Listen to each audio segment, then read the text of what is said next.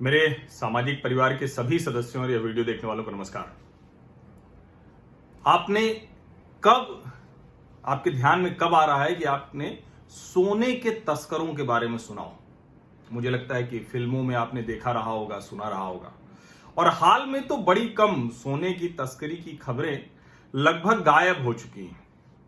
या कहें कि अब सोने की तस्करी की किसी को जरूरत भी नहीं है, क्योंकि जितना जरूरी है उतना आप लेके आ सकते हैं। दुबई से लेके आ सकते हैं, दुनिया के किसी हिस्से से लेके आ सकते हैं, और उसमें कोई न रोक है न टोक है। हाँ, एक स्तर के बाद अगर आप सोना लेके आते हैं तो उसकी पूछताछ होती है। तो एक तरह से कहें कि कस्टम वालों को बहुत कुछ मिलता नहीं है।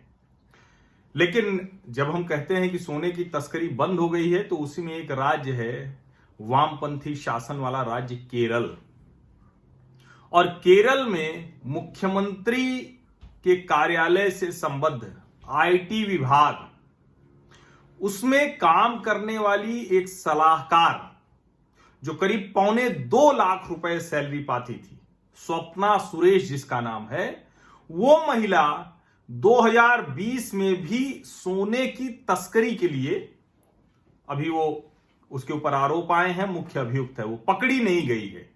पकड़ी क्यों नहीं गई? पकड़ी इसलिए नहीं गई क्योंकि उसके मुख्यमंत्री कार्यालय में इतने गहरे संबंध हैं, इतने नजदीकी संबंध हैं उसके, कि जो मुख्यमंत्री के आईटी सेक्रेटरी हैं शिवा शंकर, वो उनके घर, शिवा शंकरन साहब उस महिला के घर नियमित तौर पर आते जाते थे उसकी सोसाइटी में। तो कितने गहरे संबंध होंगे कि एक सलाहकार रखी जाती है 1.25 लाख रुपए में, और वो सलाहकार जो आईटी विभाग की सलाहकार है, वो सलाहकार डिप्लोमेटिक छूट, यानी जो राजनयिक छूट मिलती है, उसका लाभ उठाकर और केरल सोने की तस्करी करती है। अब सवाल यह है कि इसे क्यों न माना जाए। जो रमेश चेन्निथला कह रहे हैं, जो उनके कांग्रेस के नेता हैं, यूडीएफ के, यूनाइटेड डेमोक्रेटिक फ्रंट के, वो कह रहे हैं कि पिनराई विजयन को तुरंत इस्तीफा देना चाहिए और इसकी सीबीआई जांच होनी चाहिए। अभी केरल हाईकोर्ट में एक मामला भी दर्ज हो गया है कि क्यों नहीं इसकी सीबीआई जांच हो, और उसमें जो जिसको कहते हैं दूसरा पक्ष जिसको बनाया गया है, वो पिनराई विजयन और शिवा शंकरन है। अब ये जो भारत का हाल के वर्षों का, हाल के दिनों का सबसे बड़ा गोल्ड स्मगलिंग रैकेट पकड़ में आया है, जिसकी मुख्य अभियुक्त वो स्वप्ना सुरेश नाम की महिला बताई जा रही है, और जिसके ग्लैमरस नेट में बहुत सारे नेता अधिकारी केरल के वो शामिल बताए जा रहे हैं, जिसमें आईटी सेक्रेटरी शिवा शंकरन पूरी तरह से शामिल बताए जा रहे हैं। और अब क्या किया केरल की सरकार ने, जो कम्युनिस्ट तरीका है, वामपंथी तरीका है, कि तुरंत उससे हाथ झाड़ लो। कहा तो यह भी जा रहा है कि शिवा शंकरन और स्वप्ना सुरेश, इनको इसीलिए शिवा शंकरन को हटा दिया गया और स्वप्ना सुरेश की नौकरी खत्म कर दी गई, जिससे कि मूल जो आरोपी हैं, जो बड़े बिग विग्स हैं, वो न पकड़े जाएं। और शिवा शंकरन ने जब नौकरी दी थी तो इस बात की भी जांच नहीं की कि इस महिला के ऊपर बाकायदा फ्रॉड के इल्जाम चल रहे हैं, और केरल में भी इससे पूछताछ हो चुकी है। 2013 में जब ये एयर इंडिया सेट्स में नौकरी करती थी, तो त्रिवेंद्रम एयरपोर्ट पर इसी तरह के कामों में थी, और इसके जो कहें कि इसके जो संबंध हैं वो तो बहुत बड़े बड़े लोगों से हैं ही। लेकिन इसका असली तरीका क्या था? इसका असली तरीका यह था, चूंकि इसके पिता आबू धाबी में नौकरी करते थे, आबू धाबी की इसकी पैदाइश थी, और उस आधार पर इसे संयुक्त अरब अमीरात के दूतावास में नौकरी मिल गई थी।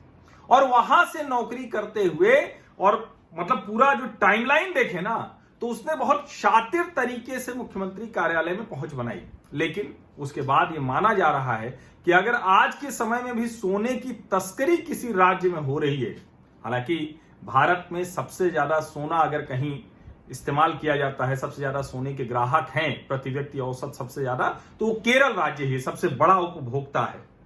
लेकिन अब सोचिए कि 2013 में एयर इंडिया के साथ काम करते हुए धोखाधड़ी के मामले में ये पकड़ी गई महिला, पुलिस ने उससे पूछताछ की 2 बार। उसके बाद ये चली जाती है फिर से आबू धाबी, क्राइम ब्रांच की जांच से बचने के लिए, और 2000 उसके बाद लौट के आती है, और इसी महिला को 2 वर्ष बाद जब ये लौट के आती है और वहां उस दौरान उससे आबू धाबी दूतावास में नौकरी मिलती है, जब उस दूतावास की नौकरी से उसे निकाला जाता है तो उसे केरल के मुख्यमंत्री के विभाग, जो आईटी विभाग है वो मुख्यमंत्री के अंतर्गत आता है, उसमें उसको सलाहकार की नौकरी मिल जाती है।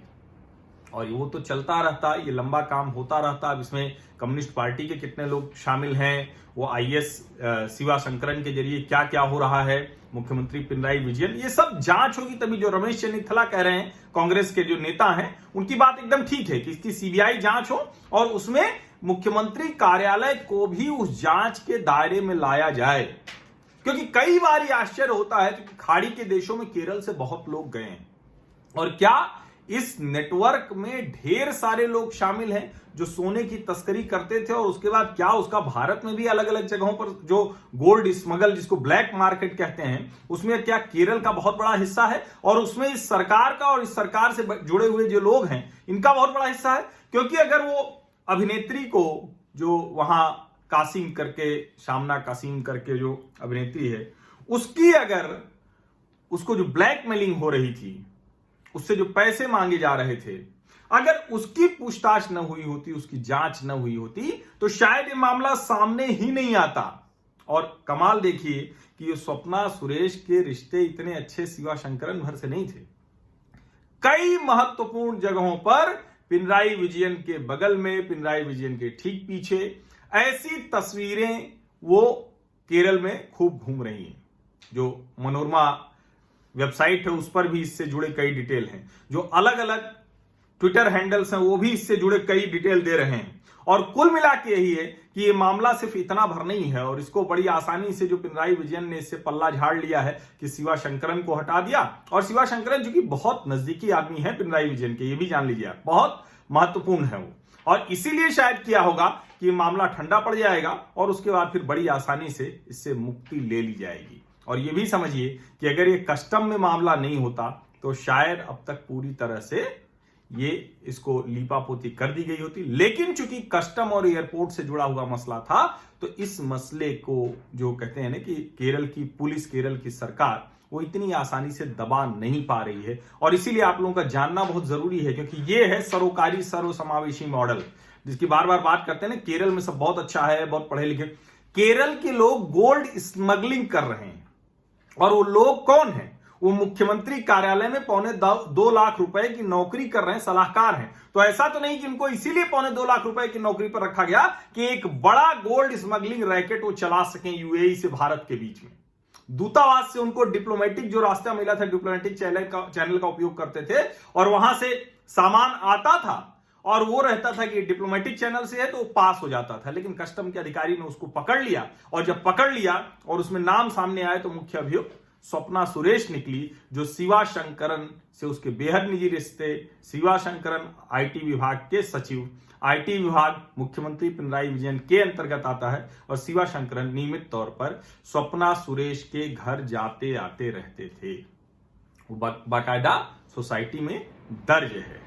तो इस शातिर महिला और ये सोने की तस्करी का जो एक सरोकारी मॉडल है, सर्वसमावेशी सरोकारी, ये कम्युनिस्ट ऐसे ही बोलते हैं ना, तो उस मॉडल की सीबीआई जांच होनी चाहिए, जो कांग्रेस के नेता, यूडीएफ के नेता रमेश चन्नीथला कह रहे हैं, और उसमें मुख्यमंत्री कार्यालय को भी दायरे में लाया जाना चाहिए, जिससे पूरा का पूरा, जिसको कहते हैं ना कि दूध का दूध और पानी का पानी हो जाए। बहुत बहुत धन्यवाद इस चर्चा में जुड़ने के लिए। और आप अगर अभी तक मेरे चैनल के नियमित सब्सक्राइबर नहीं हैं, पक्के तौर पर नहीं बने हैं सामाजिक परिवार के हिस्से, तो सब्सक्राइब कर लीजिए और नोटिफिकेशन वाली घंटी दबा दीजिए। बस इतना ही करना है, बाकी का काम मैं आपके लिए करता रहूंगा। बहुत बहुत धन्यवाद।